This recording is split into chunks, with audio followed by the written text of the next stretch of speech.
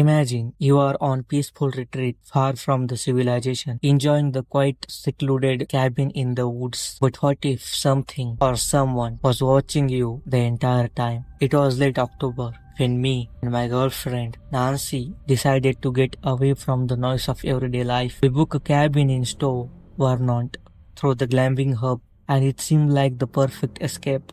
The cabin was perched on the hilltop with a stunning view of vibrant fall foliage. Exactly what we are looking for. It wasn't huge, but it had everything we needed. A cozy living room, a small kitchen, 3 bedrooms and 2 TVs. When we first walked in, the place felt warm and rustic. The smell of wooden interior gave off the sense of comfort, like we were stepping into the different time, different world. There was, however, one thing that stood out: a door in the hallway, locked tight.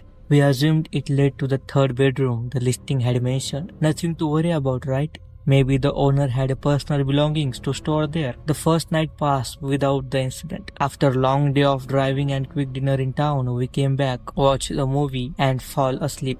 It wasn't until the next morning that the things started to get strange. The day was cloudy and cold, perfect for hiking the nearby trails. We spent hours of wandering through the peaceful woods, feeling far removed from the stress of life. But when we got back to the cabin, Nancy told me something unsettling. While I was in the shower, she heard a faint noise coming from the behind the locked door. It was like a radio playing, muffled but unmistakable. At first, I laughed it off, thinking maybe it was just a wind of house settling. But to ease her nerves, I walked over to door and pressed my ear against it. For a moment, nothing. But then I heard it too. Faint static, like someone had left radio inside. I knocked, half joking, half curious. Nancy didn't find it funny and told me to stop. We went about evening, but I couldn't shake the feeling something was off. While Nancy was in the shower, I decided to investigate further. I muted the TV and went back to the door, pressing my ear against it again. This time, the noise was clearer, like distant voices talking through the static. I quickly messaged the host, explaining what we are hearing. He seemed puzzled and said he had checked with his wife, as we might have left something inside. When Nancy and I went out for the lunch later that day, the host called me back. His wife hadn't left anything in the room, and he offered to come by, unlock the door to check it out. I agreed, even though I was trying to keep Nancy calm and downplaying the situation. We finished the lunch and took a drive before heading back to the cabin. Once we returned, I couldn't resist the checking that the room again. Nancy, tired from the day, collapsed on the couch while I slipped out to see if I could get the glimpse into locked room from the window. The curtains were drawn. As I stood on the toes, I peered inside. What I saw nearly made my heart stop.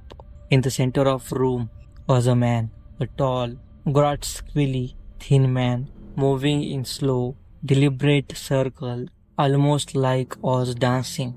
He wore a hood and held a small radio in a hand. The moment he saw me, he froze.